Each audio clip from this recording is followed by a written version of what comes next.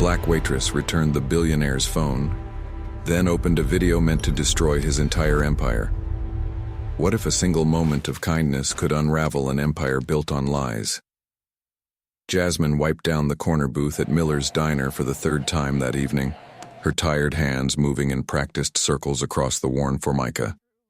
At 36, she'd been serving coffee and dreams to strangers for over a decade, always with a smile that never quite reached her eyes anymore.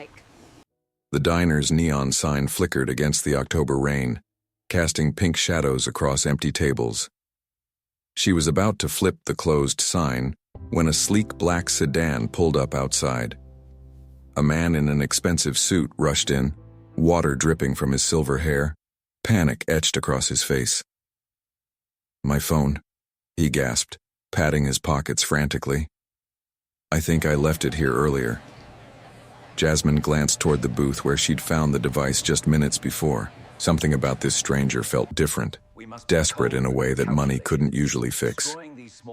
"Where are you watching from tonight?" The man's name was Christopher Bennett, though Jasmine didn't know it yet. At 42, he commanded boardrooms across 3 continents. His technology empire worth more than most small countries. Hi, I have But a homemade standing in pie her here diner, soaked and shaking, he looked like any other person who'd lost something precious. Jasmine retrieved the phone from behind the register, its sleek surface reflecting the diner's warm lights. "This yours?" she asked, studying his face. Relief flooded his features as he reached for it, but she noticed his hands trembling slightly. "Thank you," he breathed. "You have no idea what this means." Christopher pulled out his wallet, extracting several $100 bills. "Please let me." "Just buy a cup of coffee," Jasmine interrupted gently. "That's payment enough." She'd learned long ago that desperate people often threw money at problems, thinking it solved everything. The stranger's surprise told her she'd guessed right about his usual world. As she poured his coffee, Christopher studied the diner with new eyes. Photos of local families covered one wall, their smiling faces telling stories of graduations, anniversaries, small-town triumphs. A handwritten sign near the register read, "Community Fund, help your neighbors." Bills and coins filled a large jar underneath, accumulated penny by penny from people who had little but gave anyway. "You work here long?" Christopher asked, cradling the warm mug between his palms. 15 years, Jasmine replied, refilling the sugar dispenser with practiced efficiency. "Started here right out of high school. My mama always said honest work builds honest character." Something in her voice made him look up sharply. No bitterness, no resentment, just quiet pride in providing for others. Christopher had built his fortune by acquiring struggling companies, streamlining operations, and eliminating what he called inefficiencies. Usually those inefficiencies were people's jobs, small businesses that couldn't compete with his corporate machine. Places exactly like this diner. The phone in his pocket felt heavier now. Earlier that day, his team had presented final plans for their newest acquisition, Miller's Properties, a small real estate company that owned several blocks of this neighborhood. The diner sat right in the center of their development zone. Within 6 months, this place would become another glass tower bearing his company's logo. Christopher's coffee grew cold as he watched Jasmine work. She moved with quiet grace, checking on imaginary customers, wiping surfaces that were already clean. When a homeless man pressed his face against the window, she didn't chase him away. Instead, she filled a to-go container with leftover soup and stepped outside into the rain. "Joe's having a rough month," she explained when she returned, as if feeding strangers was the most natural thing in the world. Sometimes people just need to know someone sees them. The irony hit Christopher like a physical blow. Tomorrow morning, he'd sign papers that would erase this woman's livelihood, this community's gathering place, the very kindness that had just saved his evening. His empire was built on efficiency and profit margins, not soup for homeless men or coffee for desperate strangers. For the first time in years, Christopher Bennett wondered if success had made him something he never intended to become. The phone's weight seemed to double as questions began forming in his mind. Christopher couldn't stop thinking about the diner as his driver navigated through the city's wealthy district toward his penthouse. The development plans lay spread across his mahogany desk when he arrived home, but instead of reviewing them, he found himself staring at Jasmine's phone number scrawled on a Miller's Diner receipt. She'd written it there when he'd asked about catering a small company event, though they both knew the diner couldn't handle such a request. Her gesture had been pure politeness, yet it felt like trust. His phone buzzed with a text from his acquisitions director. Miller's properties signed. Demo starts next month. This will be your biggest quarterly gain yet. Christopher stared at the message, remembering Jasmine's gentle hands serving soup to a stranger. Those same hands would soon be unemployed because of papers he'd sign tomorrow. Sleep didn't come that night. At 3 a.m., Christopher walked through his empty 30-room penthouse, past paintings worth more than most people's homes, past windows overlooking a city full of buildings he owned but never truly saw. He thought about his late father, a carpenter who'd built their family's first home with his own hands. "Money's a tool, son," he'd said. "Question is, whether you're using it to build something or tear something down." The next morning brought another shock. His phone's video gallery had malfunctioned during the rain, creating duplicate files of everything. As Christopher scrolled through, trying to clean up the storage, he accidentally opened a recording he'd made 3 months earlier. His own voice filled the room, cold and calculating. "The Miller's District acquisition is perfect. These small business owners are too sentimental to see the market shifting. By the time they realize what's happening, we'll own everything. The beauty is they'll never know what hit them." The recording continued, revealing Christopher discussing strategies to manipulate property values, force out long-term tenants, and maximize profit from what he called demographic displacement.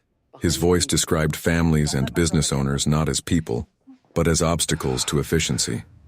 Listening now after meeting Jasmine, his own words sounded like those of a stranger, a cruel stranger he barely recognized.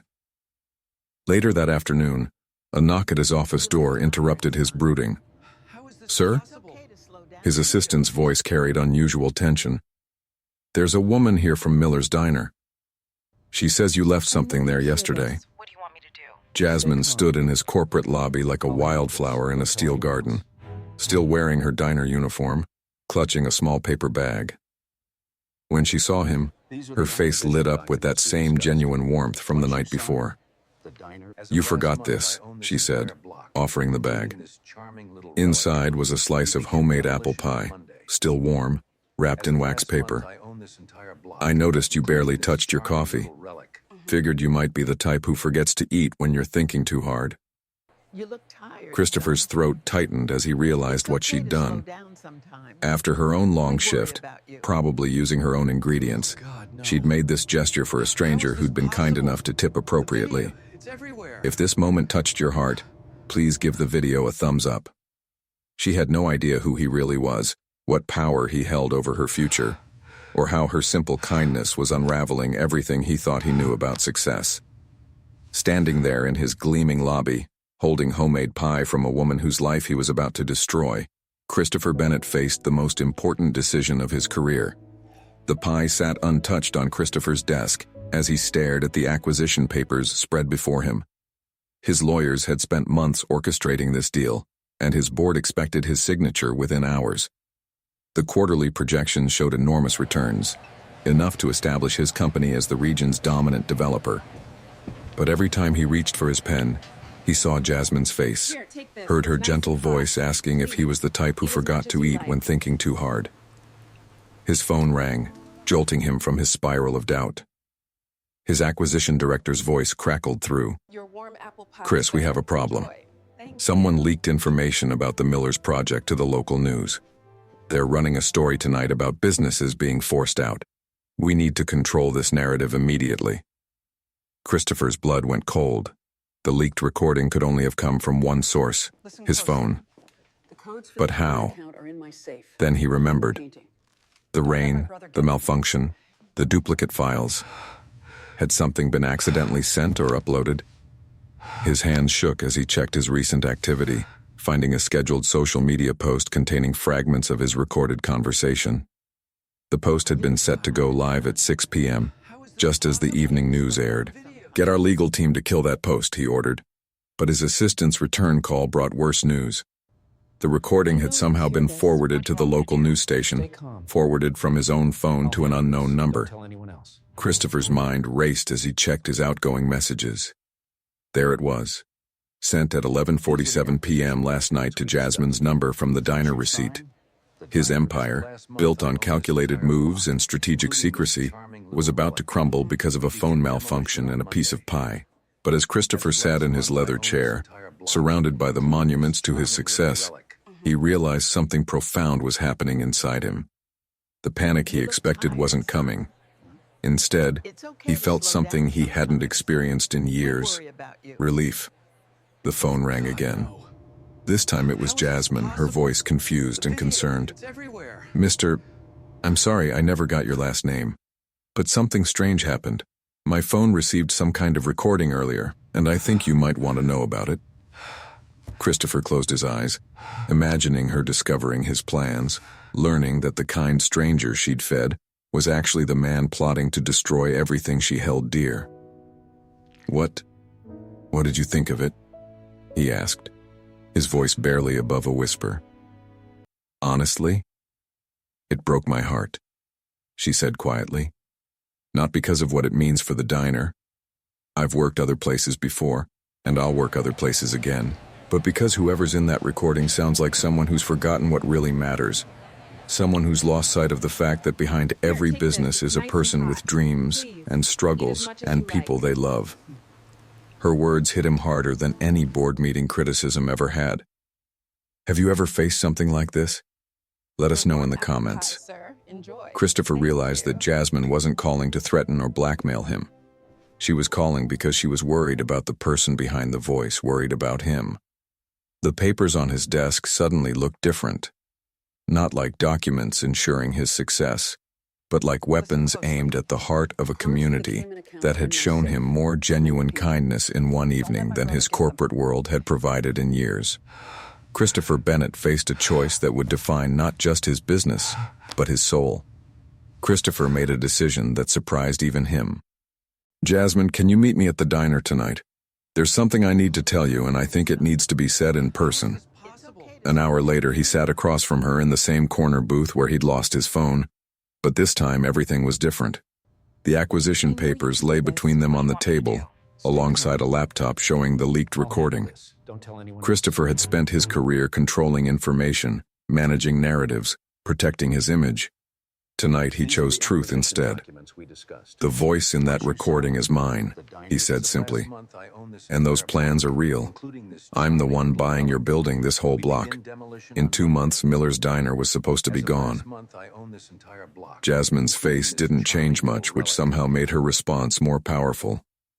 "Was supposed to be?" she asked quietly. Christopher reached across the table and tore the signature page from the acquisition papers. "I can't do it. I won't do it. Not to you. Not to this place. Not to the people who depend on it." His voice grew stronger with each word. "I built my company by thinking of efficiency over humanity. But last night, when you made sure a stranger wasn't hungry, you showed me what I'd forgotten, that some things are worth more than profit margins." The diner's bell chimed as other customers entered, regulars greeting Jasmine by name, asking about her grandmother's recovery, sharing news about their children. Christopher watched this web of connection, realizing he was witnessing something his corporate world had taught him was obsolete: genuine community. "So what happens now?" Jasmine asked, not with anger or suspicion, but with genuine curiosity. Christopher opened his laptop and began typing. "Now I do something my board will probably fire me for." He was drafting a press release announcing not just the cancellation of the Miller's development, but the establishment of something new, the Bennett Community Investment Fund, designed to support rather than replace local businesses. But even as he typed, his phone buzzed with urgent messages. His board members, having seen early reports about the leaked recording, were demanding an emergency meeting. His stock price was dropping. Competitors smelled weakness and were already circling. By morning, Christopher's empire might indeed be destroyed, just not in the way anyone expected. "You know," Jasmine said, watching him work, "my grandmother used to say that sometimes losing everything is the only way to find out what you actually need." She poured fresh coffee into his cup, the same gentle gesture from the night before, but now it felt like communion. Christopher looked up from his laptop. "What do you think I actually need?" Her smile was sadder now, but somehow brighter too. Same thing we all need. A reason to get up in the morning that's bigger than just ourselves. Outside, news vans were beginning to gather. Christopher's phone wouldn't stop buzzing with calls from lawyers, board members, and reporters. His old life was crashing down around him, but for the first time in years, he wasn't afraid of falling. If you've been enjoying this story, subscribe to our channel for more heartwarming tales. As Jasmine refilled his coffee one more time, Christopher realized he was about to discover who he really was beneath all the success and power, and he was finally ready to meet that person. 3 months later, Christopher Bennett stood in the same corner booth of Miller's Diner. But everything had changed. The acquisition papers had been permanently shelved, replaced by renovation plans funded by his personal investment. New tile gleamed under updated lighting, but the heart of the place remained untouched. The community photos, the helping jar, the warmth that money couldn't buy.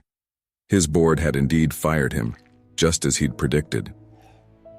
Stock prices plummeted when investors learned their CEO was prioritizing community over quarterly gains. But as Christopher watched Jasmine training 2 new employees, jobs he'd helped create rather than eliminate, he understood that some kinds of wealth couldn't be measured on balance sheets. The Bennett Community Investment Fund had grown beyond his wildest expectations. Other business owners, inspired by Christopher's transformation, had contributed their own resources. The diner now served as an unofficial headquarters for supporting local businesses, job training programs, and community development projects. What started as one man's moment of conscience had become a movement. "You know what's funny?" Jasmine said, sliding into the booth across from him with 2 cups of coffee. "When I first found your phone, I almost didn't return it. I figured someone rich enough for a phone like that probably had insurance and could just buy another one." Christopher laughed, a sound that came easier now than it had in years. "What changed your mind?" "My grandmother's voice in my head," she admitted. "She always said that how you treat people when you don't have to tells you everything about who you really are." The diner's door chimed, and Joe, the homeless man Jasmine had fed that first night, entered wearing clean clothes and a name tag from the grocery store where the fund had helped him find work. He waved at Jasmine, ordered his usual coffee, and paid with earned money rather than charity. These small victories had become Christopher's new definition of success. The phone that started everything sat on the table between them, its cracked screen a reminder of that rainy October evening. Christopher had never bothered to fix it, preferring to remember that sometimes the most important messages come through broken channels. "Any regrets?" Jasmine asked, following his gaze to the phone. Christopher thought about his old life, the penthouse views, the corporate power, the respect that came from fear rather than affection. Then he looked around the diner at faces that lit up when they saw him, at a community that had welcomed a reformed corporate raider as one of their own. "Just one," he said finally. "I wish I'd learned this lesson sooner." As evening light filtered through the diner's windows, Christopher realized that losing his empire had led to finding his purpose. The phone that could have destroyed everything had instead become the instrument of his salvation. Sometimes the greatest victories come disguised as defeats, and the most valuable treasures are discovered only after we're brave enough to let go of everything we thought we wanted. If you enjoyed this story, please remember to like, leave a comment with your thoughts, and subscribe for more heartwarming tales.